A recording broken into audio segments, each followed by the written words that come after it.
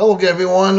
Well, while I was vacationing down south, I was surprised this story went pretty quiet on mainstream TV media, as well as talk radio. Even among the truth tellers. I mean, maybe I'm wrong. I was away for a week. I had a lot of stuff going on here, but found it weird that somehow Qatar will build a U.S. Air Force base over in Idaho.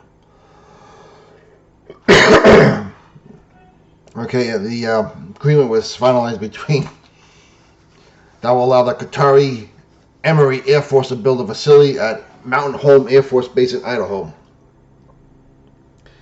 Apparently, the Qatar Minister of Defense, Sheikh Saud bin Abdulrahman, whatever the hell his name is, will allow the pilots of the Qatari Air Force to receive training alongside U.S. soldiers.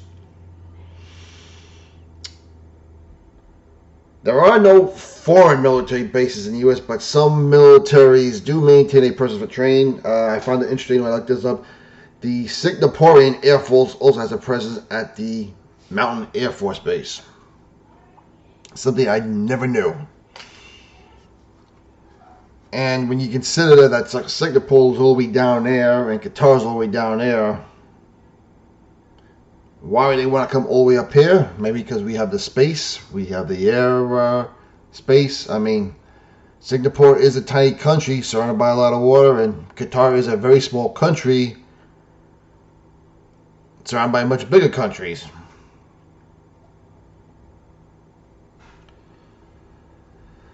Okay, apparently they're going to maybe train, the Qatar Air Force will be trained their pilots how to pilot F-15s and increase their training.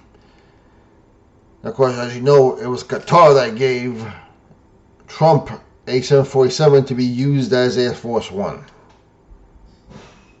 Now, does that have something to do with it?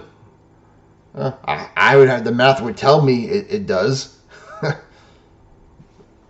Now, according to what Pete Hegseth has clarified, that Qatar would have its own Air Force, not have its own Air Force base in the U.S. The U.S. military has a long-standing partnership with Qatar, including today's cooperation with F-15 aircraft. But it goes to be clear, Qatar will not have their own Air Force base in the States or anything like that. We control the existing base like we do with all our partners. Okay. Of course, they've had a pretty close relationship with President Trump.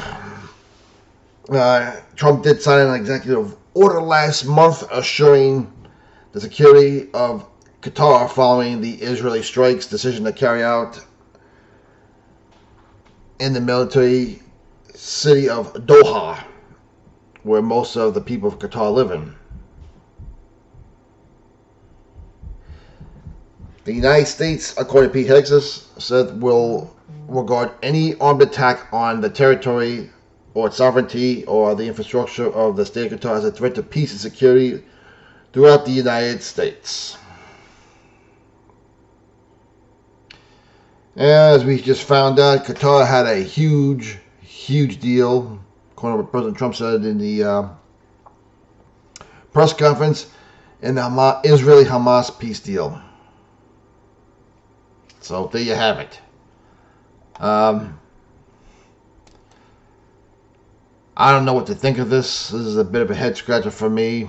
Do we really want any of those countries in the Mideast on our soil practicing for a possible airstrike, maybe against our own partner Israel? Who knows? Politics is a very, very funny game, and this is another example of it. This is one that's got me scratching my head. I'm thinking, all right, really? Oh, it's got me more of this than the fact that he just got a 747 because Boeing's just too slow producing 747s, what the president needs. I don't know. Your comments down below. What's your opinion? No. Keep the country in prayer. We will talk to you later.